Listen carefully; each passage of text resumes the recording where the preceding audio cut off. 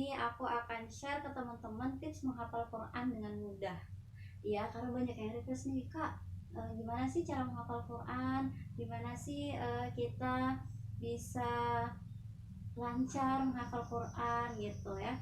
Nah, di sini aku mau kasih tips teman-teman yang memang berkegiatan di luar gitu tanpa harus mondok. Misalnya kayak teman-teman punya kegiatan lain, kuliah dan lain sebagainya, tapi pengen ngafal Quran gitu. Nah, jadi di sini aku mau kasih tips teman-teman bisa ngafal Quran tanpa mondok gitu.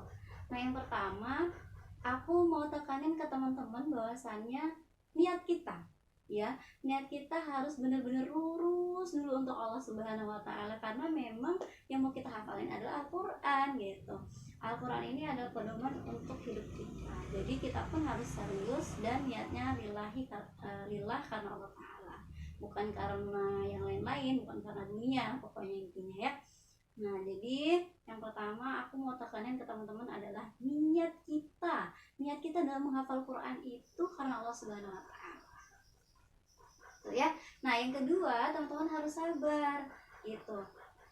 Teman-teman harus sabar. Kenapa? Karena menghafal Quran itu memang banyak godaannya, teman-teman.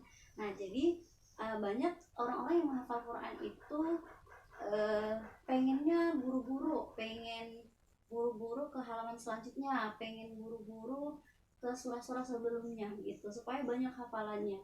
Enggak, jadi kita tuh harus sabar gitu. Ketika kita memang benar-benar sudah lancar, sudah hafal dari huruf demi huruf, tajwidnya seperti itu, baru kita boleh pindah ke halaman selanjutnya. Makanya memang butuh kesabaran yang ekstra. Oke, yang ketiga adalah teman-teman harus konsisten dan memilih Al-Quran yang tepat. Nah, di sini aku pakai Al-Quran As-Sohib karena apa? Karena di dalamnya berasam Utsmani ya. Nah, terus di dalamnya itu ada blok-blok ayat yang menjelaskan kayak gini misalnya. Nah, jadi kalau misalnya blok biru ini biasanya menandakan bahwasanya ayat ini banyak yang serupa. Misalnya di ayat yang mana nanti dijelasin di bawah. Jadi kita mudah nih ketika kita sudah banyak hafalannya, terus kita terselip nih ada ayat-ayat yang serupa gitu. Nah, kemudian ada blok-blok warna kuning yang menandakan bahwa ayat itu berbeda cara bacanya gitu, teman-teman. Jadi Al-Quran ini mudah banget ya, memudahkan kita, apalagi yang teman-teman yang pemula bisa banget nih belajar banyak dari sini karena banyak petunjuknya di sini. Nah, yang selanjutnya adalah menganggap bahwasannya menghafal itu adalah zikir kita kepada Allah. Misal kita mau menghafal An-Naba ya, juz 30. Nah, An-Naba ini. Nah, gimana? Kita bisa mengulangnya 10 sampai 20 kali. Misalnya amma yatasaalun, amma yatasaalun, amma yatasaalun, amma yatasaalun, sampai 10 kali atau bahkan sampai 20 kali. Nah, gitu teman-teman. Nah, selanjutnya setelah kita ngulang 10 kali nih, setelah kita ngulang 10 kali sambil kita mengingat bahwasanya kita tuh berzikir, kita sambil bayangin nih teman-teman artinya gitu.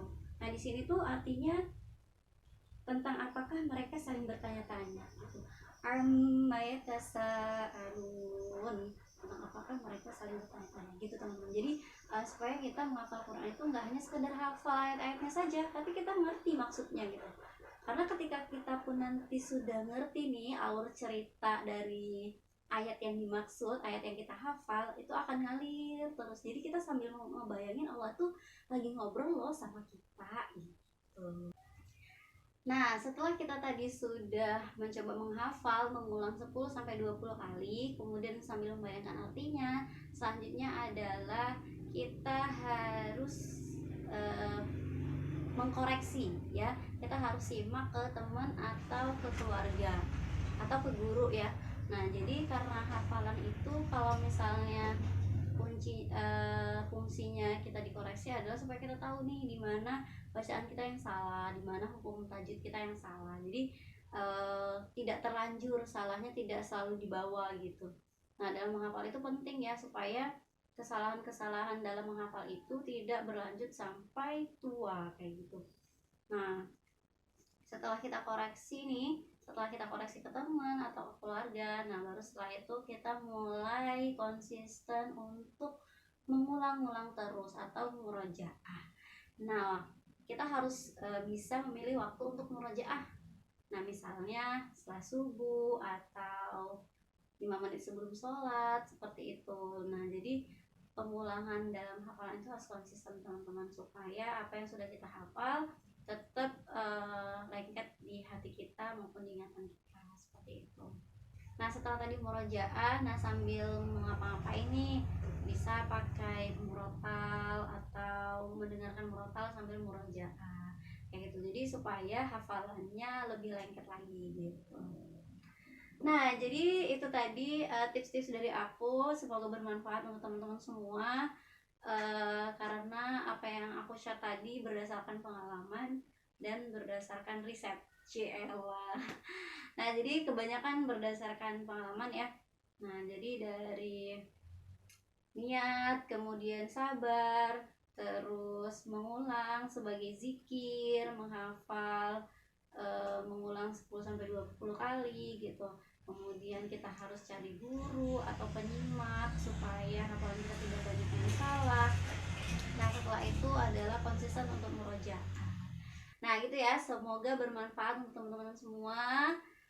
Semoga kita tetap semangat dalam menghafal Al-Quran dan tetap semangat dalam menjaga murojaah supaya kita selalu bersama dengan Al-Quran. Terima kasih. Wassalamualaikum warahmatullahi wabarakatuh.